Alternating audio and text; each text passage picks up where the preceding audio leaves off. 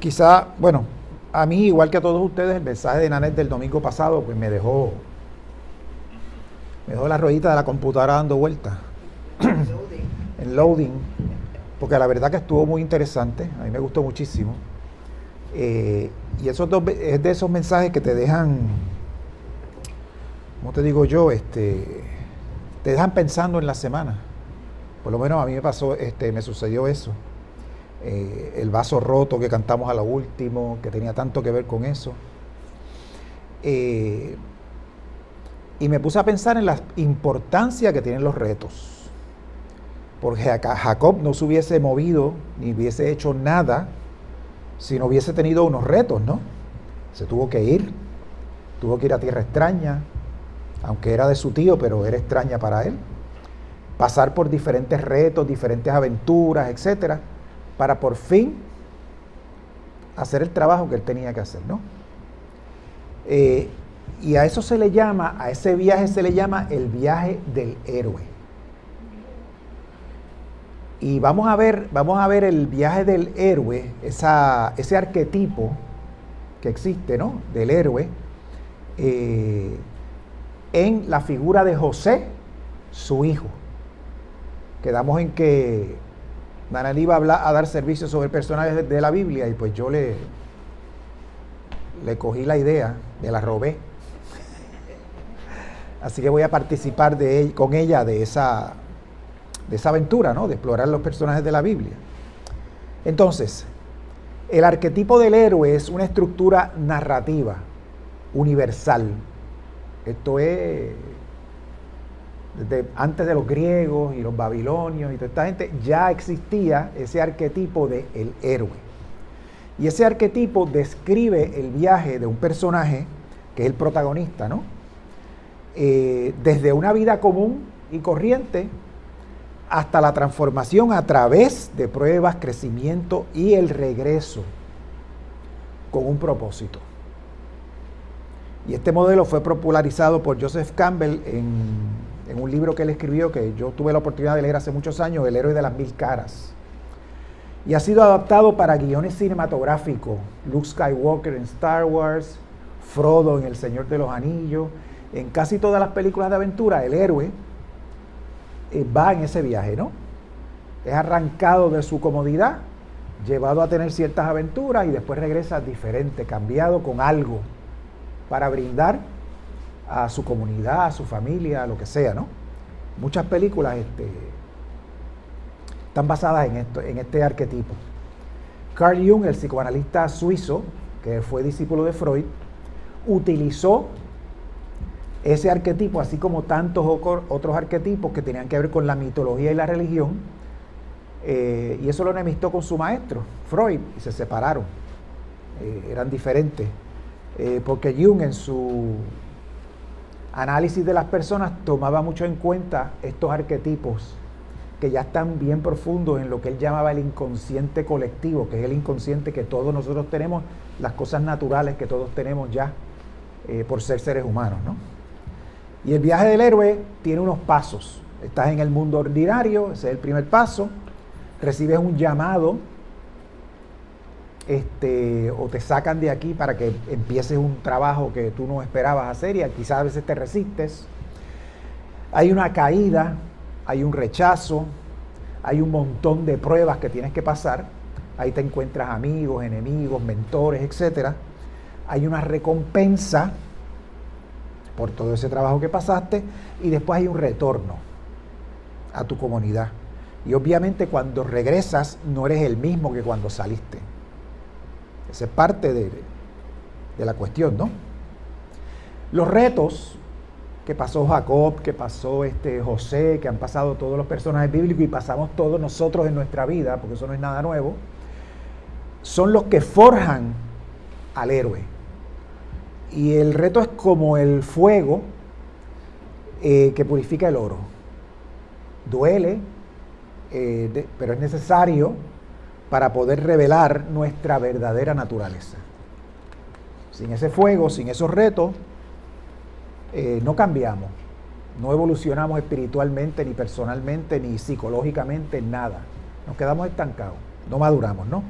Sin obstáculos, el viaje del héroe no sería una historia de transformación, sino sería un cuento más, una narración de eventos sin ton ni son y sin sentido. ¿Ok? No es un viaje de transformación. Y desde Unity, los retos del héroe son los siguientes. Son expresiones del alma buscando evolucionar. Son manifestaciones de creencias limitantes que deben ser sanadas y erradicadas. Pueden ser un puente hacia una mayor conciencia de la divinidad interior y son los pasos necesarios para recordar que somos uno con Dios y que ese Dios manifestado en el Cristo morador reside dentro de nosotros, ¿no? Por lo tanto, en Unity, todo lo que enfrentamos en el camino del héroe no es para debilitarnos, sino para recordarnos quiénes somos realmente, expresiones del Cristo en constante evolución. Y yo quiero que hoy caminemos juntos por la historia de José, que la conocemos desde niño. Todas las escuelas bíblicas se habla de José, hay películas de José, hay cuentos, libritos de niños basados en José y su túnica de 7 colores. Hay musicales de Broadway que se llaman así mismo, La túnica de 7 colores. Fue un éxito cuando salió. Y vamos a explorar la historia de José, que era el hijo amado de Jacob. Era el más querido, el Benjamín, el chiquitito. No, Benjamín era otro, el penúltimo. Pero no lo vamos a ver como una historia, porque ya la conocemos como historia, ¿no? La vamos a ver como un mapa espiritual. El recorrido que hace cada uno de nosotros en su viaje interior, en su viaje del héroe, porque todos nosotros estamos haciendo ese viaje constantemente, sin darnos cuenta. Y a veces pensamos mal de nosotros, o que no merecemos esto, aquello, lo otro, pero todos somos héroes, porque todos estamos pasando por este viaje, ¿no? Y lo vamos a ver desde la conciencia de Unity, como un proceso de despertar a nuestra verdadera identidad. El primer paso es el llamado. José tenía sueños, vivía su vida normal, pero él tenía unos sueños especiales, y en ese sueño él veía a sus hermanos inclinándose ante él. Obviamente eso no le cayó bien a los hermanos. Y en los cuentos que te hacen a ti al principio te parece que José es un arrogante, ¿no? Como que es un, ¿verdad?, egocéntrico. Todos ustedes se van a inclinar ante mí, le decía a los hermanos y qué sé yo. Y claro, él hacía eso desde su inmadurez. Él no se daba cuenta que eso era una visión interna que vislumbraba el propósito para el cual él había nacido, pero no lo entendía. No lo entendía. Y en Unity vemos eso como que el alma comienza a vislumbrar su propósito divino. El Cristo en José se expresa en forma de visión, en forma de sueños, etc. Y aunque él no está listo para comprenderlo, porque no tiene madurez, como quiera se manifiestan. Y a veces cuando compartimos estas visiones, nosotros como seres humanos comunes y corrientes, muchas veces la gente reacciona con incomprensión, incluso rechazo. Y estoy seguro que a todos nosotros nos ha pasado eso alguna vez.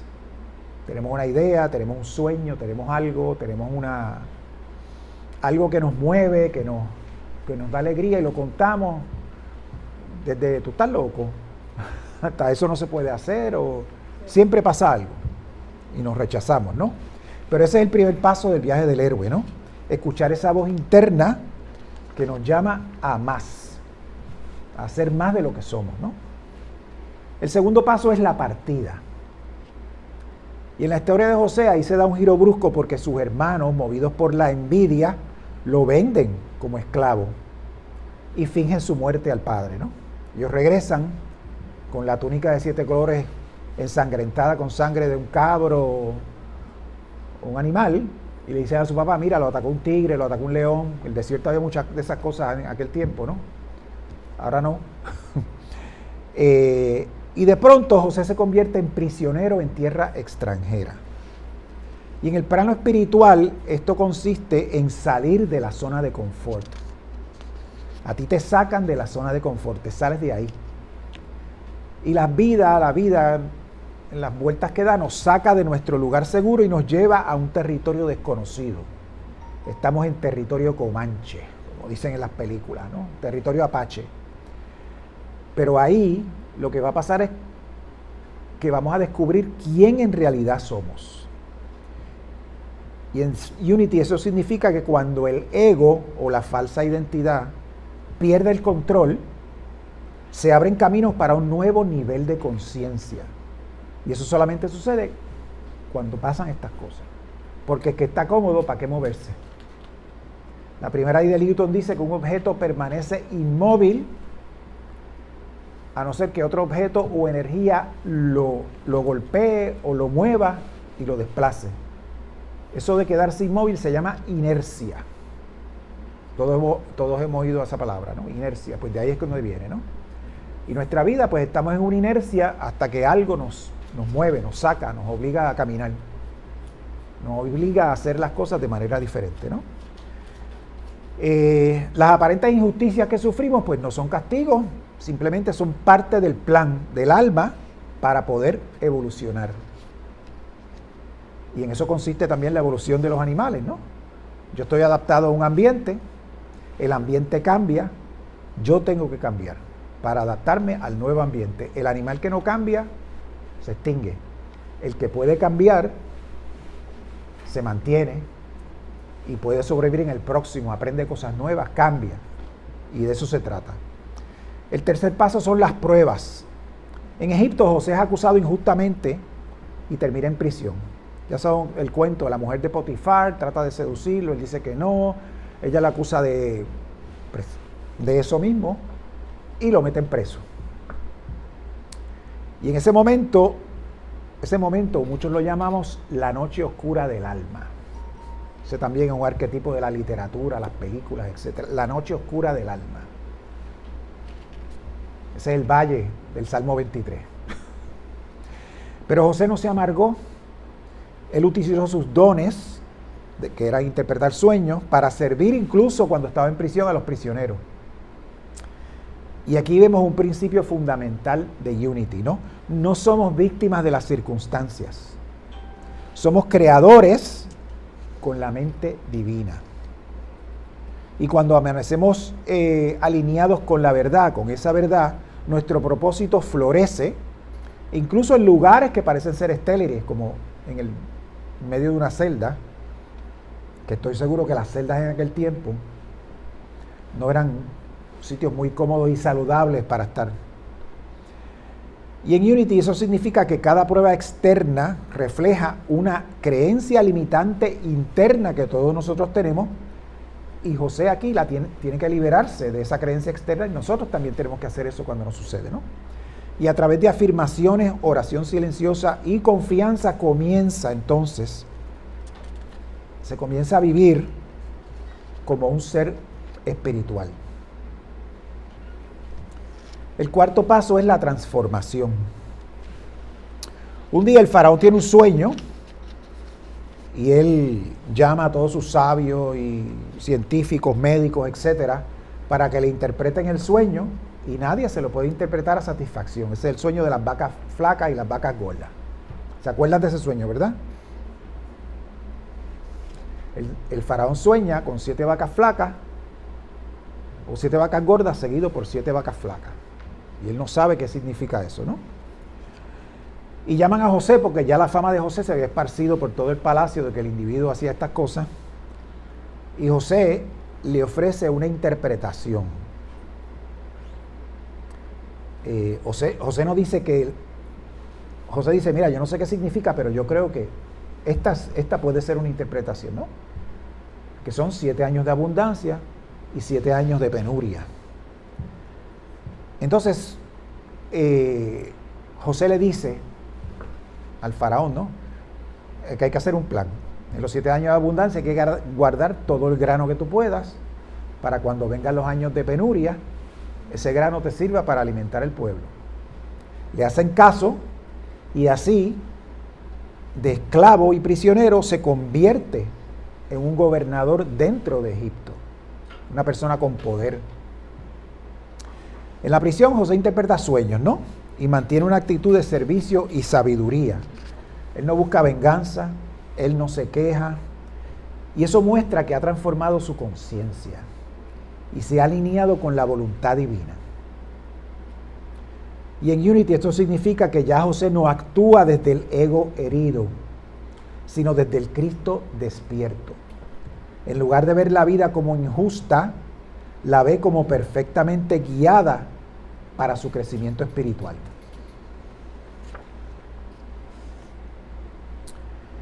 El paso quinto es el regreso y la integración del héroe, ¿no? En el caso de José, la hambruna, después de esos 7 años de abundancia, se extiende. En Egipto las cosas estaban bien porque gracias a José habían tomado precauciones y previsiones para cuando esos años llegaran. Oye, igualito que aquí. Y los hermanos de José llegan a Egipto buscando alimento. Y saben el cuento, que vienen primero, le dan comida, se van después, vienen primero. Entonces ahí José hace una trampita, le pone una copa para acusarlos de robo. Y se le queda con el hermano menor, que es Benjamín. Y le dicen, vaya a buscar a su padre y tráiganmelo. Y yo le guardo aquí al muchachito hasta que ustedes regresen. Y los hermanos hicieron eso. Y a pesar de que José tenía el poder de vengarse de sus hermanos por lo que le hicieron, en lugar de eso elige perdonarlos. Y les dice, ustedes pensaron hacerme mal, pero Dios lo encaminó a bien. Ustedes me querían fastidiar, pero no me fastidiaron, al contrario. Ese fue un camino que marcó Dios para que yo entonces les sirviera no solamente a ustedes, sino a mucha más gente, ¿no? Y eso significa una conciencia crística completa. Ver el bien incluso en las situaciones más dolorosas. Y José ya entonces trascendió la dualidad de víctima-verdugo y reconoce la unidad divina en todo lo que sucede. Y aquí José culmina su viaje del héroe. El héroe no regresa con rencor, sino con un corazón transformado. La película que el individuo se va, el personaje se va y regresa a vengarse de todo el mundo, ese no es el viaje del héroe. Ese no es el propósito del viaje. El viaje es llegar transformado, con perdón y con soluciones a problemas milenarios posiblemente, o centenarios, ¿no? El perdón abre la puerta para que el pasado entonces se convierta en una bendición. ¿Y cómo se aplica esto a nuestro nivel personal, a nuestras vidas? Lo primero es que cada uno de nosotros está recorriendo su propio viaje del héroe, como mencioné al principio. Y el llamado puede ser una idea creativa, un cambio inesperado, una sensación interna de que hay algo más para mí, una inquietud, una ansiedad que no te deja porque tienes que moverte. Cualquiera de estas cosas pueden pasar o todas a la vez. Y todos hemos pasado por eso. Todo. Y la partida puede sentirse como pérdida, pero en realidad es un salto de conciencia. Las pruebas son el entrenamiento que fortalece nuestra fe. La transformación ocurre cuando actuamos desde la sabiduría divina y no desde el miedo. Claro, todas estas cosas dan temor. Y mucha gente prefiere quedarse quietecita pensando que de esa forma, como cuando tú eras chiquito que te arropabas así, creías que el monstruo no te iba a ver. Después que uno veía una película de miedo, pesadilla y esa cosa, pues no. La transformación ocurre cuando desde la sabiduría divina no tenemos ya miedo y nos enfrentamos a eso. Y el regreso es cuando usamos lo aprendido para bendecir a otros. Y eso me recuerda a la historia de B.F. Skinner. B.F. Skinner es un psicólogo que él se inventa la cuestión esta de cómo cambiar la conducta de los animales o de ti mismo, creando unos nuevos estímulos y rechazando otras cosas, ¿no? Y miren cómo él viene a la idea de esto. Él caminaba a su perro todos los días en el barrio de Londres donde él vivía y siempre iba por la misma ruta. Me imagino que tenía un terrier, un perrito chiquito de estos que usan los ingleses, ¿no? Y ellos siempre pasaban frente a una casa que había un perro bien grande y ese perro salía ladrando desde la puerta porque estaba suelto, que había una verjita, ¿no? Y se pegaba a la oreja y ladraba y ladraba y ladraba y él se asustaba mucho y su perrito se asustaba. Y siempre que pasaba lo mismo, él se asustaba, sobresaltaba. Un día él está pasando por ahí y cuando está llegando a la casa del perro no hay verja. Y el perro está ahí sentado. Y él dice, aquí fue. El perro sale corriendo y ladrando, pero no pasa de donde estaba la verja. Se queda ahí. Y cuando él enfrenta al perro, él se da cuenta que el perro no es un perro fiero, que el perro lo que está es convidando a su perrito a jugar. Y lo ve pequeño, no lo ve fiero, no lo ve amenazante, etc. Y él se quedó pensando en eso. Él se quedó pensando en eso y de ahí viene la teoría y toda la dinámica esta que él se inventó para cambiar las conductas de esa experiencia. Cuando él es enfrentado al supuesto peligro, él lo ve de frente, por fin pues tiene que enfrentarlo, no puede resguardarse detrás de una verja. La verja viene a ser todas las defensas que nosotros tenemos para no enfrentar lo que hay que enfrentar, todas las excusas que ponemos. Esas veces cuando usted tenía que hacer un trabajo en la casa, pero de repente se acordaba que tenía que fregar, que tenía que guardar los platos, ay, yo quiero lavar el carro, que hace 6 meses que no lo lavo, para no sentarse en el escritorio y hacer lo que tiene que hacer. A mí me pasó muchísimas veces. Pero cuando ya no queda remedio y te enfrentas a lo que tienes que hacer, resulta que no es tan complicado, que es una bobería y todo esto es un invento que tú te has hecho en tu cabeza, una película, porque le tienes miedo a eso que vas a hacer. Ok, en Unity sabemos que Dios está presente en cada etapa y aun cuando parece que estamos solos, la presencia del Espíritu, la presencia de Dios dentro de nosotros nos guía y nos sostiene y cada transformación en cada situación es un escalón hacia la plenitud. Y vamos a hacer ahora un momento de reflexión. Esto es para ustedes, no me tienen que contestar nada. Pero hay unas preguntas que debemos hacernos todos en silencio. La primera es, ¿qué sueños está plantando Dios en nuestro corazón hoy? ¿Qué sueño está plantando Dios en tu corazón hoy día?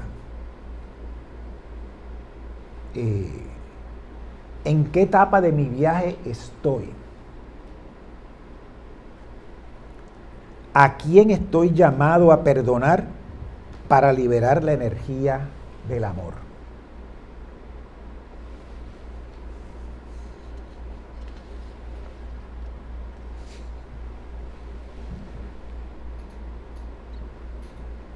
Piensen en eso. Cuando se vayan, estén pensando en eso todo el día, ¿no? Y vamos a hacer ahora una afirmación de unidad entre todos.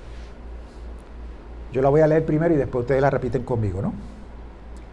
Cada paso de mi camino está guiado por la luz divina.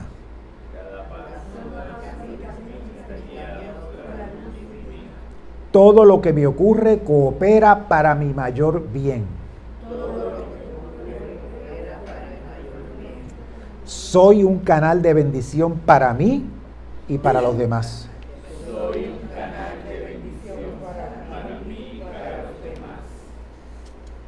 Bueno, y yo lo que quiero que recuerden es que la historia de José nos recuerda que nada en nuestra vida es un desperdicio, absolutamente nada. Cada pérdida, cada aparente derrota, cada injusticia, todo puede convertirse en un medio para que la luz en nosotros brille más fuerte. Y como José, podemos mirar hacia atrás y decir, lo que parecía para mal, Dios lo usó para bien.